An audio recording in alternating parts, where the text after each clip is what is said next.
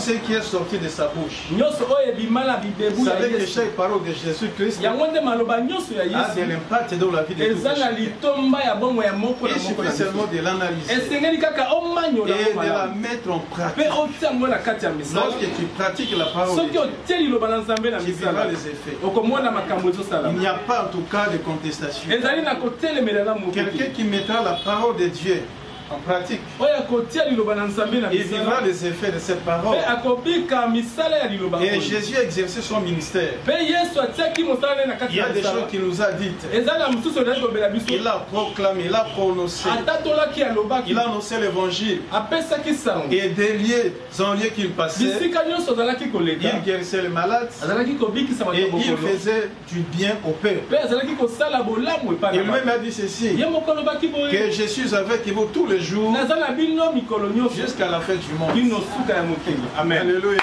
Amen. Il faut être sûr. Il faut avoir cette assurance. En tant qu'enfant de Dieu, Jésus est avec moi. Et Jésus est en moi. Il a promis que je te délaisserai point et je ne t'abandonnerai jamais. Même pendant les temps difficiles, même si le monde est agité n'importe comment, Jésus reste fidèle à sa parole. Lui-même est la parole. Cette parole s'était faite chère. La parole qui était au commencement, la parole qui a créé les cieux et la terre pour l'univers. Et cette parole a pris un corps. C'est l'incarnation de Dieu à travers Jésus-Christ qui est venu au monde. Alléluia. Ainsi, c'est un enseignement que je suis en train de faire ici. C'est un enseignement personnel. Je suis en train d'étudier les évangiles selon ce que Jésus a dit. Ainsi, je commence par les premières et les dernières paroles de Jésus. Tout ce qui était sorti de la bouche de Jésus. Commencement de son ministère. La continuité. Jusqu'à la fin, lorsqu'il est monté au ciel. Ici, dans cette première étude, je commence d'abord par les premières paroles que Jésus a dites. Et nous allons voir aussi les dernières paroles avec lesquelles il a terminé sa mission. Et puis, il est monté au ciel. Alors, sur ce, et nous allons suivre ces premières paroles et ces dernières paroles selon la chronologie des évangiles. Nous allons aller évangile par évangile. Et nous avons combien d'évangiles dans la Bible? Il y a combien d'évangiles? Il y a combien d'évangiles? Il y a 4 évangiles. Alléluia. Amen. Les évangiles renferment toutes les paroles que Jésus a dites. Nous allons voir comment est-ce que Matthieu a commencé à donner les paroles de Jésus et comment il a terminé. Peut-être la conclusion. Après nous allons voir Marc. Quelle est la première parole que Jésus a dite selon l'évangile Marc et comment il a terminé. Et après nous allons prendre Luc. Il a commencé par quoi? Il a fini par quoi? Et finalement nous allons terminer par Jean. Comment il a commencé et comment il a fini. Donc d'une manière chronologique. Amen. Alléluia. Amen. Nous sommes maintenant dans l'évangile selon Matthieu. Vous savez que Matthieu il fit l'apôtre de Jésus, l'un des apôtres. Et lorsque nous étudions tous les écrits de Matthieu, lui il a présenté Jésus comme le roi, comme le Messie. Voilà, Messie. Yes. Il a présenté Jésus comme le Messie, comme le roi. Il faut étudier la Bible, tout ce qu'il écrit pour comprendre cela. Et son message a été principalement destiné aux Juifs. Partout se retrouvaient dans des colonies romaines. Il a adressé ce message pour les encourager, les fortifier dans leur foi. Même s'ils passaient par la persécution, qu'ils gardent leur foi au Messie, au roi des rois, Jésus. Alléluia. Amen. Alors, Matthieu, on l'appelle aussi Lévi, c'est un autre nom. Alors, maintenant, nous commençons. Ce que Jésus a dit au début, ou bien au commencement, selon Matthieu. Nous lisons Matthieu chapitre 3, verset 15. Nous allons découvrir la première parole prononcée par Jésus. Matthieu chapitre 3, verset 15. Matthieu chapitre 3, verset 15. Restez assis, moi je lis. Jésus lui répondit. Laisse faire maintenant, car il est convenable que nous accomplissions ainsi tout ce qui est juste. Et Jean ne lui résista plus. Alléluia. Amen. Alors, selon Matthieu, lorsque Jésus a commencé son ministère public, selon Matthieu, c'est au chapitre 3, verset 15, que Jésus a commencé à parler. Il a commencé à parler à l'humanité. Il a commencé à annoncer l'évangile. Il avait déjà l'âge de 30 ans. Parce qu'il a commencé et son ministère public à l'âge de 30 ans. Ceci ne veut pas dire que non, de la première année jusqu'à l'âge de 30 ans, il n'avait pas parlé. Il y a des choses qu'il parlait. Il disait, en famille, à Nazareth et en Galilée, là où il a grandi, quoi. Il avait des amis, il aidait son père, qui était un charpentier dans le travail. Et la Bible dit qu'il était soumis à ses parents. Mais lorsque le temps était accompli, à l'âge de 30 ans, Jésus a dit maintenant, mon temps est venu. Et lorsque nous analysons bien ces passages, nous allons voir des choses. Jésus lui répondit, laisse faire maintenant. Maintenant, laisse faire maintenant. Parce qu'autrefois, ce n'était pas encore mon temps. C'est maintenant mon temps. C'est mon temps de commencer mon ministère. C'est le temps que je dois commencer ma mission sur la terre. La mission pour laquelle j'ai été envoyé ici au monde. Et retenez trois choses. Il y a eu un temps pour Jean-Baptiste. Il y a eu un temps pour Jésus-Christ. Et maintenant c'est le temps du Saint-Esprit. Les enfants de Dieu doivent comprendre cela. Il y a eu le temps pour Jean-Baptiste. Après c'était le temps de Jésus que nous commençons à voir ici.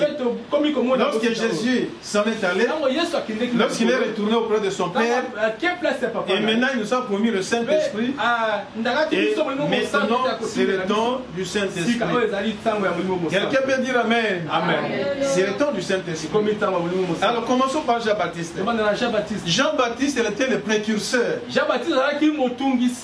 précurseur, le prédécesseur de Jésus. Il avait une mission aussi limitée. Il faut dire que Jean-Baptiste et Jésus étaient de la même génération. Donc vous voyez donc que dans leur naissance là, Élisabeth grosse, enceinte. Et Marie aussi enceinte. Lorsque les deux mamans se sont rencontrées, les enfants se sont tressaillis dans le sein de leur maman. C'est-à-dire quoi? Ce sont les gens, les personnages de la même génération. Mais Jean-Baptiste, lui était venu préparer les chemins pour le Seigneur.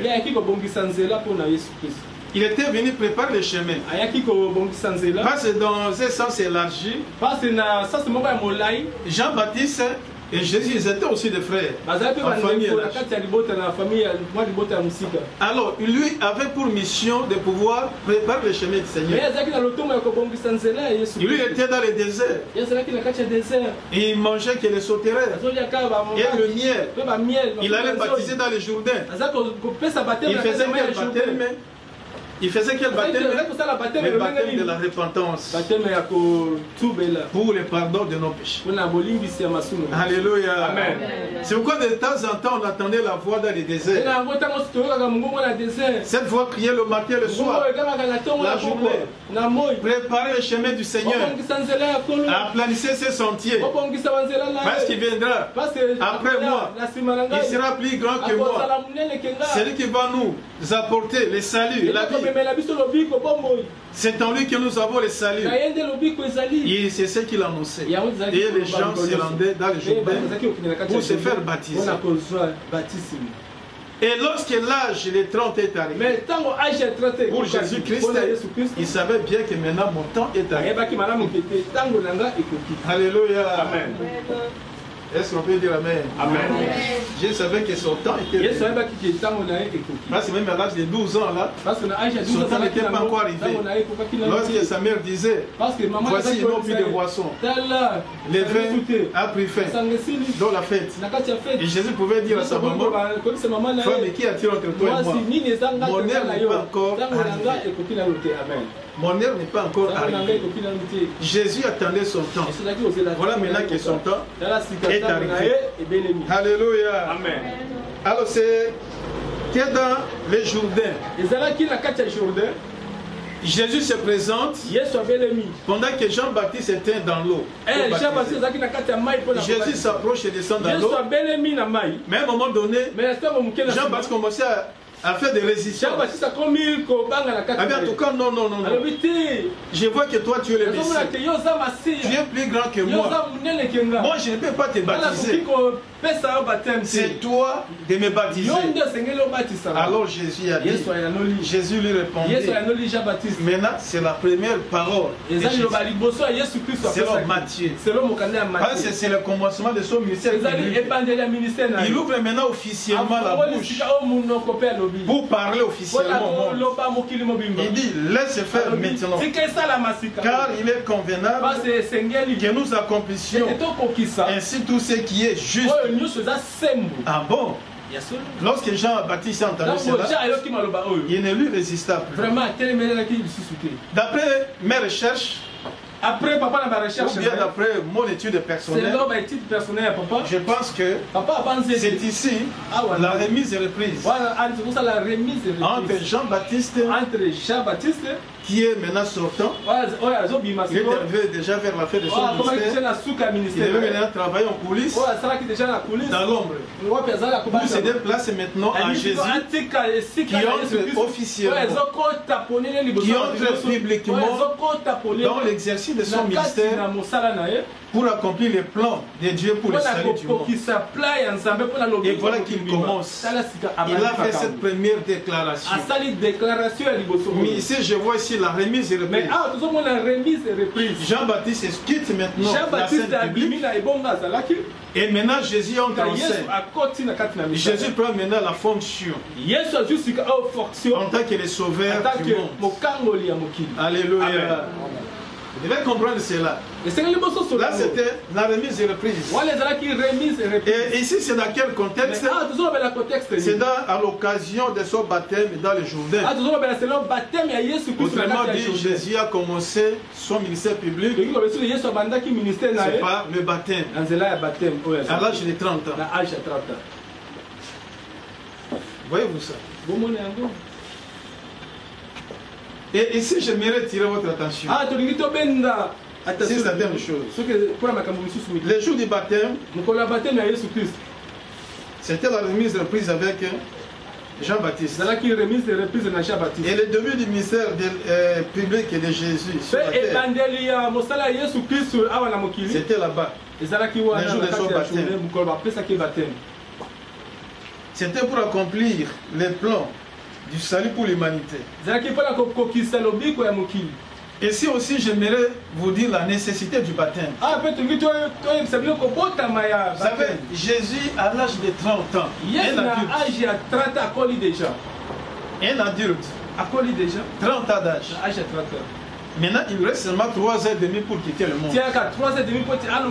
À l'âge de 30 ans, il est allé se faire baptiser.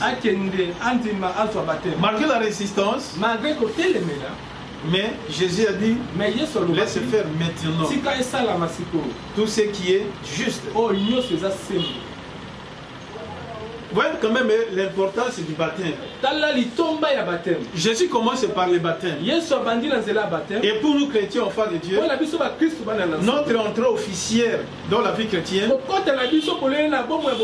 ça peut commencer par le baptême. Amen. Alléluia. Si nous devons suivre la marche suivie par Jésus.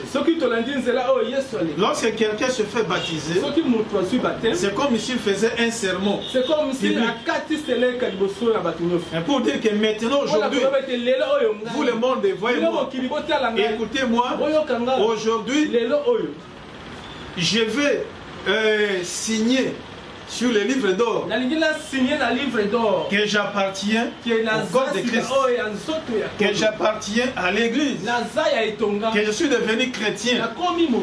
Alors pour symboliser cela, je dois passer par le baptême d'eau, par immersion dans les eaux profondes. Entre parenthèses, c'est pas ce qu'on nous a fait là-bas, quelque part, on prend un gobelet là où vous mettez de l'eau, je baptise au nom du Père, du Fils et du Saint-Esprit. Seulement la tête. Et le reste des corps. Le corps n'a pas besoin d'être sauvé. Le corps n'a pas besoin de mourir et de ressusciter avec Jésus-Christ. Nous devons marcher sur les pas de Jésus. Alléluia. La valeur du baptême pour l'enfant. Comment toi tu la trouves? Y a-t-il quelqu'un qui n'est pas encore baptisé ici? Mais lisons les Écritures. Qui n'est pas encore baptisé? Petite, moi je t'ai baptisé. Quand tu étais baptisé, c'est une entrée officielle dans la vie chrétienne. Ce n'est pas qu'aujourd'hui tu es baptisé, tu demeures la même personne qu'avant de passer le baptême. Moi je connais presque tout le monde ici. Mais moi je vais appeler Tatiana. Moi c'est tout ce qu'on te reproche là. Bon, tant que ton père spirituel, je vais t'appeler. Je vais encore te faire voir les Écritures. Alléluia. Parce que nous sommes ensemble. Je viens t'appeler ce jour-là parce que j'étais un peu enfermé dans la prière. Mais je le ferai. Le baptême, ce n'est pas la fin en soi. Le baptême n'est pas la fin en soi. C'est pas la fin. Ce n'est que le commencement. Parce qu'il y a des gens qui ne comprennent pas les choses de Dieu. Ils pensent que non, quand je suis baptisé, oh c'est fini, je suis sauvé, je peux revenir à mon ancienne vie. Je suis déjà baptisé, j'ai déjà pris la communion, la Sainte Seine, c'est fini. Oh, quelle erreur. Ce n'est pas ça. Ça, ce n'est que le début. Quand je suis passé par le baptême, il ne s'est pas limité là. Directement, il était rempli du Saint-Esprit. Il était poussé dans le désert pour maintenant mettre à l'épreuve la foi qu'il avait dans l'accomplissement de sa mission. Après le baptême sur le désert, c'est un moment difficile, un moment d'épreuve, un moment de tentation. Mais Jésus en est sorti vainqueur. Il a été vraiment victorieux. Le diable était KO technique. Et alors maintenant les anges sont venus. C'est alors que Jésus pouvait entrer publiquement, officiellement, pour dire des choses. Ce sont ces choses-là que nous allons vous annoncer ce que Jésus a dit. Alléluia. Quelqu'un me comprend? Il ne faut pas négliger le baptême. Le baptême, ça doit être donc ton entrée officielle dans la vie. Mais si tu n'es pas encore baptisé, ce n'est pas encore trop tard. Ce n'est pas encore trop tard. La grâce de Dieu est encore là. Alléluia. Amen. Pardon, fais-moi montrer ces gens ici. Partout, on peut appeler image à Bandeko, on a appelé, c'est ça directement à partir de YouTube. Pas seulement branquer chez vous. On doit aussi voir ces gens-là. Qui aujourd'hui doivent suivre la prédication. Alors maintenant, ça va vous témoigner. Vraiment, il y a encore des gens derrière vous. Alors j'aimerais vous poser la question. Qui est déjà baptisé? Qui est déjà passé par le baptême? Gloire au Seigneur. Petit, pas encore. Pas encore. Qui n'est pas encore baptisé? Nous sommes en famille, c'est le bon de la zone. Soyez pas émotionnés. Nous sommes déjà baptisés. Oui. Qui n'est pas encore baptisé? Pas encore. Oh là là. Oh là là. Oh lâche. Pas encore. Ah, j'ai encore du travail à faire. Alléluia. La donne. Tu étais déjà baptisé? Qui t'a baptisé? Papa, c'est que. Alléluia. Est-ce qu'on peut acclamer? Je vais te dire ça. Le baptême, c'est biblique. Baptême est vraiment biblique. C'est nécessaire. C'est important dans la vie du chrétien. Parce que Jésus a commencé par. Je vous réserve d'autres versets. Ici, ils sont en train de mener une étude personnelle. Je donne le message qui vous est adapté. Alléluia. Amen. Maintenant, ça c'était au début. Selon Saint Matthieu. Matthieu. Jésus a dit ceci. Laisse faire maintenant. Car il est convenable que nous accomplissions ainsi ce qui est juste. Et Jean ne lui résista pas. Maintenant, ce n'est plus le temps de résister. Quand tu entends la parole de Dieu, non, la résistance, il faut que ça soit tombé. Au début, là, Jean-Baptiste commençait à résister. Mais de toute façon, ce n'était pas une mauvaise résistance. Ce n'était pas dans le péché. Mais il a trouvé en Jésus qu'il est le Messie, qu'il est le roi. Et que Jésus était plus grand que lui. Et que lui-même n'était même pas dit de dérouer des ficelles. De ses sandales. Il a trouvé Jésus. Dieu, tout fait. Il a vu la divinité en Jésus.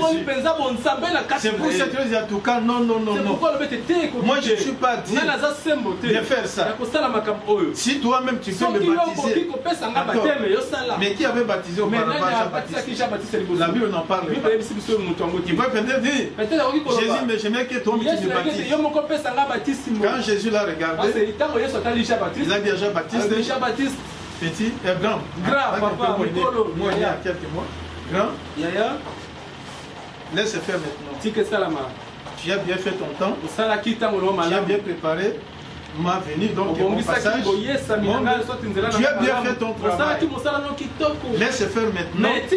Maintenant, c'est mon temps. Sois soumis, sois obéissant.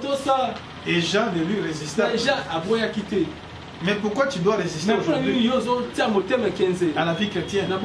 Pourquoi tu dois continuer à résister? Tu vas rester jusqu'à quand? Tu atteins l'âge de 30 ans. Mais qui te dit, qui te rassure que tu vas atteindre l'âge de 30 ans? Tu attends quoi, 50 ans? C'est aujourd'hui, maintenant. Quand tu entends la voix de Dieu, la voix du Saint-Esprit, n'endurcis pas le cœur. Toi qui n'es pas encore baptisé, c'est le moment. Fais un mois pression. Papa siècle. En tout cas, je vais te baptiser. Quand nous lisons les actes des apôtres, à peine que les gens écoutaient l'évangile, quand ils en étaient convaincus, ils n'hésitaient pas à dire, mais qu'est-ce qui manque maintenant pour me faire baptiser? Et immédiatement, on est baptisé. Lorsque l'apôtre Paul est arrivé dans la Macédoine, dans la ville appelée Philippe, il a trouvé un jour de sabbat. Et un groupe de femmes qui étaient réunies là pour la prière. Et Paul annonçait l'évangile. Et Lydie était là. Lydie était une femme d'affaires. Elle était une femme commerçante. Elle était très riche. Elle vendait des habits de très très chers. Et pendant que Paul parlait, et elle a été touchée. Et à la fin, il a dit, Paul, si tu me trouves vraiment fidèle, loge dans ma maison. Et qu'est-ce qui peut me manquer? Mais passer par les baptêmes. Les baptêmes d'eau. Moi et ma famille. Et le même jour, ils se sont fait baptiser. C'était la première église en Europe. À Philippe. Parce que la Macédoine, c'est déjà l'Europe. Alléluia. Amen. Et lorsqu'on a arrêté encore Paul, avec Sila, et dans la prison là, ils sont mis à chanter des cantiques et des louanges du Seigneur. Et au milieu de la nuit, Dieu est descendu, il a secoué, il a bouleversé le fondement. Les verrous se sont rompus et ils étaient libres. Les geôliers, lorsqu'il arrive, les geôliers arrivent, les gardiens de la prison, oui, arrive, il pensait que tout le déjà. On a dit en tout cas non, ne te fais pas du mal, il ne faut pas te tuer. Tous les prisonniers sont là. Maintenant s'approcha, les geôliers se mirent à trembler. Il a vu en Paul, en Silas, ils sont des serviteurs de Dieu. Ils ont dit mais c'est encore la nuit. Qu'est-ce que nous manque de passer par les baptêmes? Et ils ont été baptisés. Toujours à Philippe et dans la Macédoine. Donc les geôliers avec toute sa famille. Vraiment, ils ont servi Paul à manger. Il a même lavé les plaies, les meurtrissures. Parce qu'on lui a donné des coups. Mais même les a soignés. Et ces jours-là, ils étaient sauvés. Vraiment, alléluia. Amen. Il y a longtemps que tu écoutais l'évangile. Il y a longtemps que tu fréquentes l'église. Mais il faut se faire baptiser. Pourquoi tu résistes? Aujourd'hui, c'est plus le temps de résister. Quand tu écoutes la parole de Dieu, tu dois comprendre ce qui est juste. Alléluia. Amen. J'aimerais maintenant aller terminer. Ça, c'était la première parole de Jésus. Alors, comment maintenant Matthieu a terminé? Comment est-ce que, quelle était la dernière parole prononcée par Jésus? Et je ne ferai pas beaucoup de commentaires. Nous sommes dans Matthieu 28, versets 18 à 20. Matthieu 28, Matthieu chapitre 18 à 20. Verset 18 à 20. Et nous lisons. Jésus s'étant approché leur parla ainsi. Tout pouvoir m'a été donné dans le ciel et sur la terre. Allez, faites de toutes les nations des disciples, les baptisant au nom du Père. Il termine avec les baptêmes. Il a commencé par les baptêmes. Il termine aussi avec les baptêmes. Je reprends la lecture. Tout pouvoir m'a été donné dans le ciel et sur la terre. Allez, faites de toutes les nations des disciples, les baptisons au nom du Père et du Fils et du Saint-Esprit, et enseignez-leur à observer tout ce que je vous ai prescrit. Et voici, je suis avec vous tous les jours jusqu'à la fin du monde. Alléluia. C'est par là que Matthieu termine avec Jésus par les dernières paroles de Jésus. Il a commencé dans le Jourdain et Jésus a travaillé. Et à la fin maintenant, c'était dans quel contexte? C'est lorsque Jésus s'était réuni pour la dernière fois avec les siens, avec les apôtres, les disciples. C'est alors qu'il leur disait cela. On leur donna l'ordre suprême. Il dit, voici, tout pouvoir m'a été donné. Quand il commençait à prononcer, les pieds commençaient déjà à quitter les sorts. Tout pouvoir m'a été donné dans le ciel, sur la terre et sous la terre. On parlait que Jésus déjà à sa niveau. Et les disciples pouvaient toujours être tentés de donner et communiquer les dernières paroles. Il a dit, allez maintenant dans toutes les nations. Ouais. Il parle ici de toutes les nations. Voici la mission élargie. Ce n'est plus une mission restreinte. Ça devient la mission élargie. Allez dans toutes les nations. Faites des disciples. Dans toutes les nations. Toutes les nations. Il n'a pas dit aller dans toutes les nations. La nation, parce que la nation, au singulier, je dis tout simplement Israël. Une seule nation. Israël. Mais il a dit dans toutes les nations. Voici la mission élargie. L'élargissement de la mission. La sphère évangélique. C'est ça l'ordre universel que Jésus a laissé à l'église. C'est la mission universelle. C'est l'ordre suprême.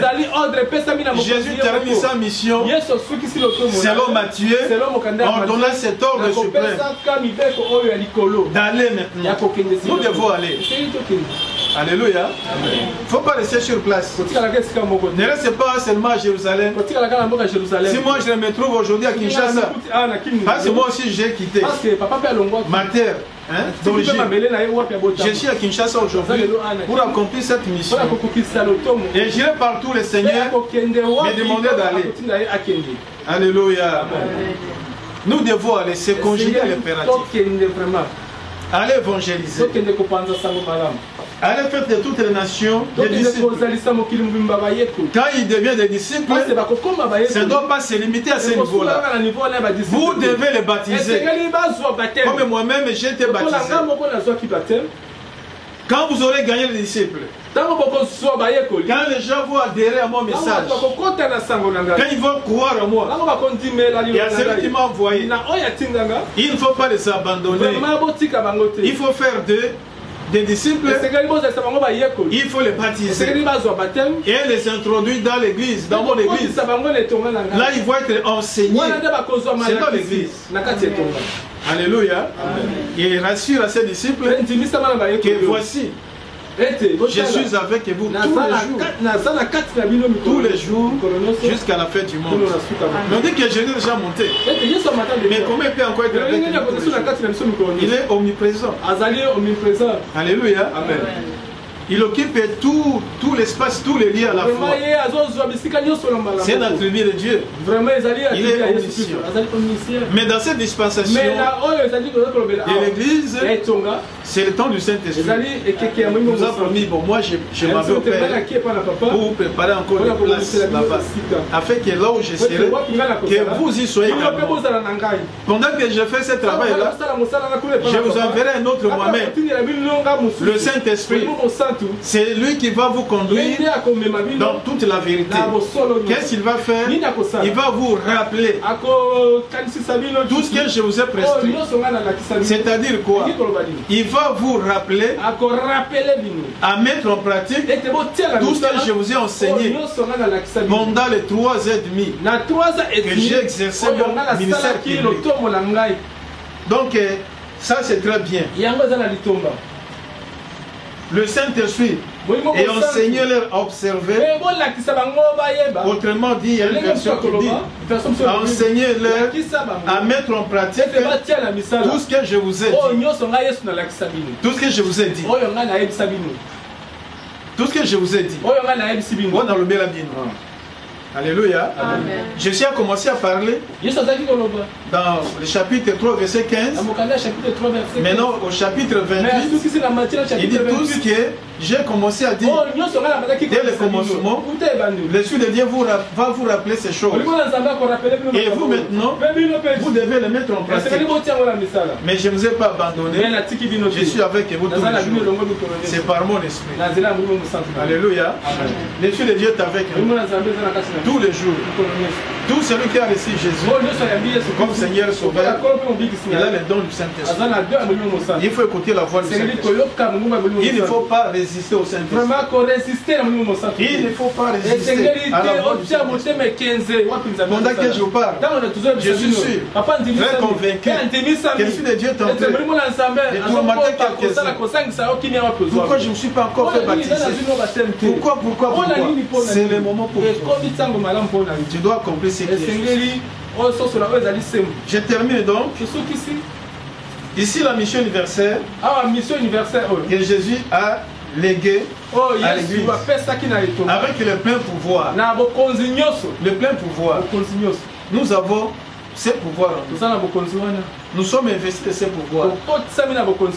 Ce n'est pas seulement moi seul. Bon, parce que je suis pasteur. Tout croyant en Jésus. Tout celui qui a crié en Jésus, il a ce pouvoir. Alors maintenant, dans cet ordre universel, nous devons aller, nous devons évangéliser. Évangéliser ici, ce n'est pas seulement d'une manière stricte, absolue, mais c'est un devoir donné à tout enfant de Dieu. Aller évangéliser chez les voisins, à la commune voisine, en province, au village, parce que Jésus est le même, des villages au village. Si tu as l'opportunité de franchir les frontières, tu peux aller. Il ne suffit pas d'être docteur en théologie pour commencer à témoigner de Jésus. C'est un devoir universel. Mais tu investis le pouvoir. 1 Jean 4,4 dit: vous petits enfants, vous êtes des dieux, car vous les avez vaincus. Car celui qui est en vous est plus grand que celui qui est dans le monde. Alléluia. Il va faire de quoi? Les sorciers, ils sont sous tes pieds. Alléluia. Amen. Tu as peur de quoi? Des fétiches? Ils sont sous tes pieds. Tu as peur de quoi? Les accidents. Les anges sont là pour te protéger, pour te porter. Tu as peur de quoi? Les poisons. Tu peux boire du poison. Quand tu exerces ton ministère, on te fait empoisonner. Toi, tu ne sais pas. Le Seigneur te gardera. Il te protégera. Ça ne te fera aucun mal. Quand nous allons voir Marc, c'est celui qui a parlé de ces choses. Alléluia. Amen. Tu as peur de quoi? Honte. Il a dit ceci: c'est lui qui aura honte de moi. Bibliquement, moi aussi j'aurai honte de lui devant mon Père et mon sang. Pourquoi tu vas avoir honte de parler de Jésus? Ce n'est pas que tu dois prêcher comme moi je le fais. Ce n'est pas qu'il faut être un théologien. Il y a plein de choses que toi tu connais. Le fils qui est par ton témoignage, je veux dire que viens et vois. J'ai connu Jésus. Voici ce qu'il a fait de moi. Autrefois j'étais comme ça. Regarde, mais ce que je suis devenu. Toi aussi viens et tu vas voir. C'est déjà une grande prédication. C'est une grande bombe dans le monde des ténèbres. Alléluia. Amen. Aujourd'hui, je te déclare de ne plus avoir honte de Jésus-Christ. N'aie pas honte de l'évangile. L'apôtre Paul a dit: je n'ai pas honte de l'évangile. C'est la puissance de Dieu pour le salut de quiconque. Des Juifs premièrement, et ensuite des Grecs. Nous faisons partie des Grecs. Les gentils, les païens, nous sommes enveloppés dans tout cela. Donc nous sommes appelés à faire ça, à accomplir la mission universelle, l'ordre suprême. C'est un testament. Jésus parlait entre tel et tel de monter.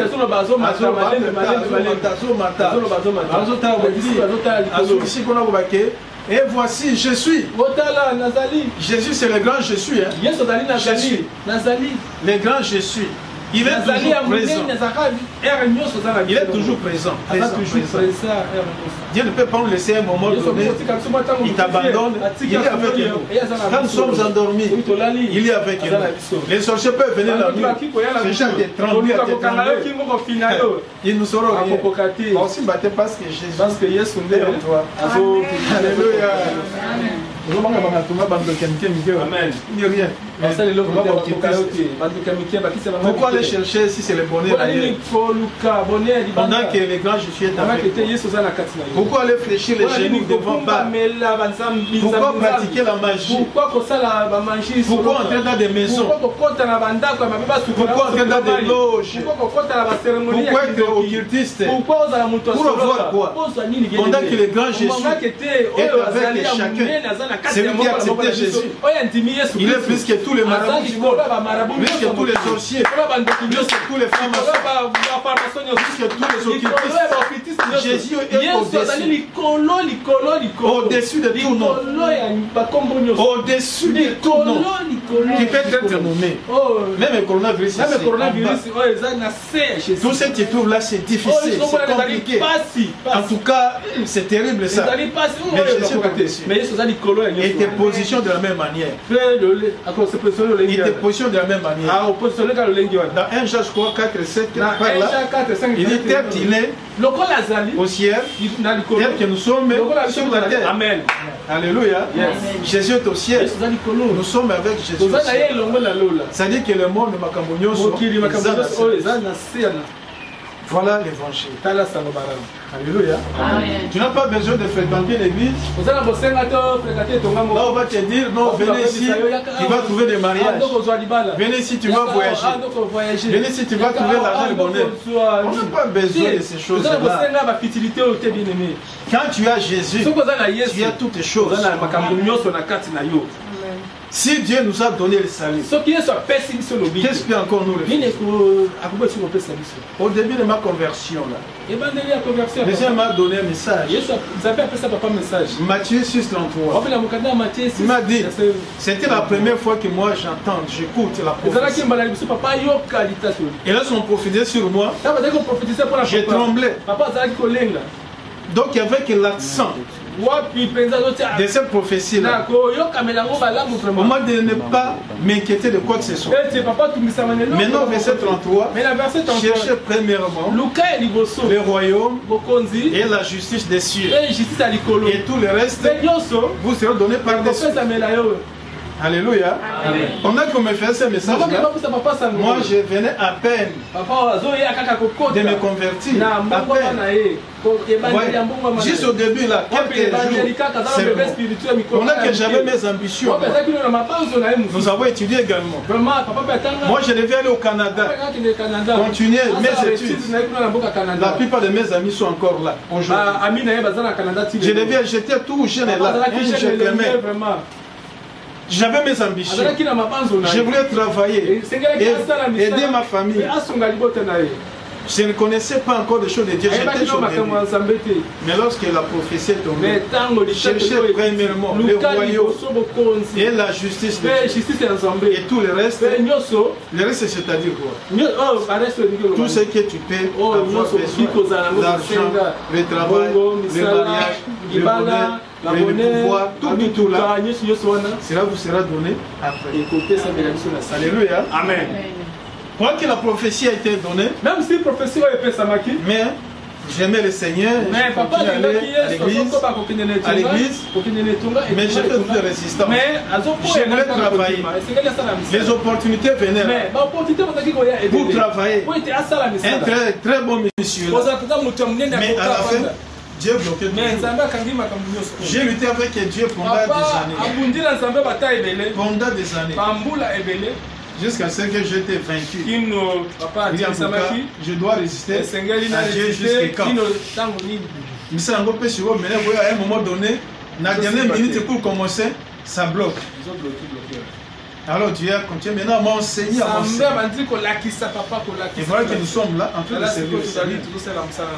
Ce n'est pas que nous sommes arrivés. Je m'approche de cette prophétie. Moi j'ai cherché le royaume. J'ai marché avec lui. Ça fait des décennies. J'attends maintenant la partie là qu'il a dit. Et toutes ces choses vous seront données par Dieu. Je mentais à cela. Alléluia. Moi je suis papa siècle. Premièrement, ça papa siècle. En deuxièmement, la promesse là, le reste là, c'est mon argent. J'aurai vraiment l'argent. Alléluia. Amen. Je vais construire, je vais bâtir. C'est Jésus qui a dit ça. C'est lui qui a dit. Si ça ne dépendait que de moi, c'est moi, je ne pouvais même parler à l'église. Et de certains de Dieu, je pouvais aller dans mes affaires, dans mes ambitions. Mais la parole de Dieu m'avait vaincu. Et j'en étais convaincu. C'est pourquoi je le sais aujourd'hui. Même s'il y a des difficultés. Même si des choses difficiles, je tiens à ce que Jésus m'a dit. Et il accomplira sa parole. Et quelque part, il a dit lui-même. Celui qui sert les saints, celui qui sert Dieu, celui qui honore mon Père. Alors, celui qui me sert, mon Père l'honorera. Mon Père l'honorera. Moi, dans autres, c'est un honneur. Dans le bon milieu, mais il faut m'accepter. Alléluia. Et oui, parce que Jésus a dit. Je termine donc. Aller vers les nations. Les nations au pluriel. Il s'agit de l'humanité, le monde entier. La mission élargie. Parce qu'il n'a pas dit aller vers la nation. La nation, c'est Israël. Donc sa promesse est là. Il est avec nous tous les jours. Jusqu'à la fin du monde. Tu dois sentir par l'intuition la présence de Dieu. Mais si tu vis dans le péché, dans le dérèglement, tu ne peux pas vraiment sentir la présence. Si tu vis en fraîcheur,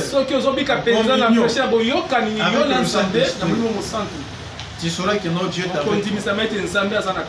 Et tu vas toujours ressentir la paix intérieure.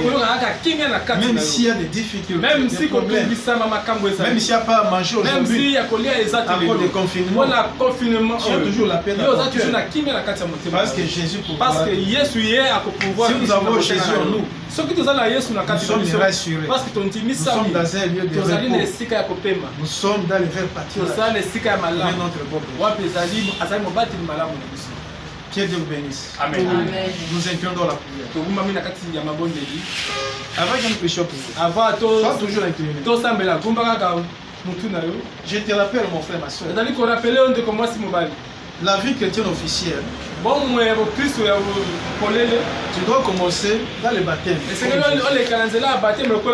une façon de montrer à la face du monde